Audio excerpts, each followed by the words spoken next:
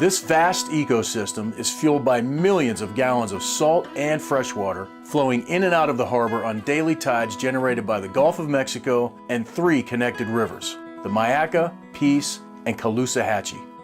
In this Conservation Spotlight segment, Betty Staugler from the Florida Sea Grant Marine Extension Program in Charlotte County shares some of the reasons why this coastal region is so unique. Charlotte Harbor is designated as an aquatic preserve, and that aquatic preserve status means that it is a special estuary. It's of important significance, and it receives additional protection measures.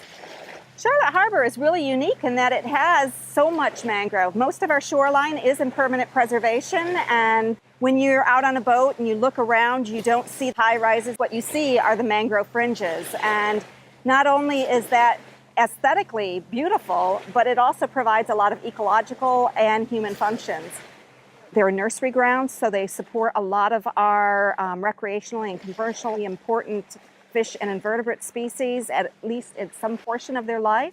It also provides a lot of canopy for our nesting birds. But then as citizens, as homeowners, as residents, as visitors, we're also very fortunate because the mangroves provide a lot of storm surge protection for us. Mangroves are really interesting plants. There's 50 species worldwide. We have 3 of them in Florida. Your general sequence of mangroves is red mangroves closest to the water, followed by black mangroves inshore, followed by white mangroves closest to the uplands.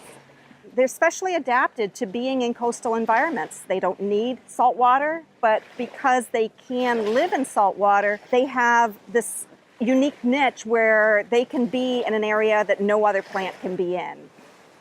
So this is a propagule of a red mangrove. It has a little incandescent yellow flower, and then it turns into an embryo, and it's actually the living plant that's on the mother tree. The spine-like projection is going to get much longer. Eventually it'll fall from the tree.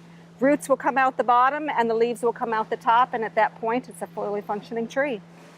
I'm standing between a red mangrove and a black mangrove, and you can really tell the difference between the bark. The red mangrove has that real rusty color, almost reddish bark, and it's got those prop roots that hang down.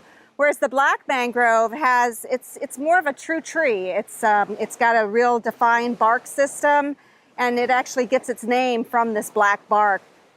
These little knobs here on the red mangrove prop roots, these are lenticles, and this is where the red mangrove allows air to come in and go down to the root system, which is actually underground. And that's part of its adaptation strategy to live in this type of environment. This is a white mangrove leaf. You'll notice it's very elliptical. It's pretty succulent. At the base of the leaf, you'll see 2 tiny little projections. These are nectar glands.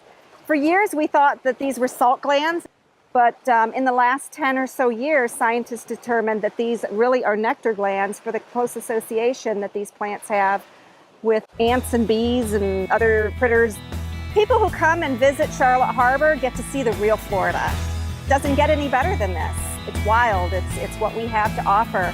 It's natural beauty and at its finest. So ecotourism is extremely important in Charlotte County. The more people we educate, the more people we bring in and we show them our resources, the more they care, the more they want to protect what we have, and it just makes it better for everyone involved. To view full episodes, visit adventureandwildlife.com.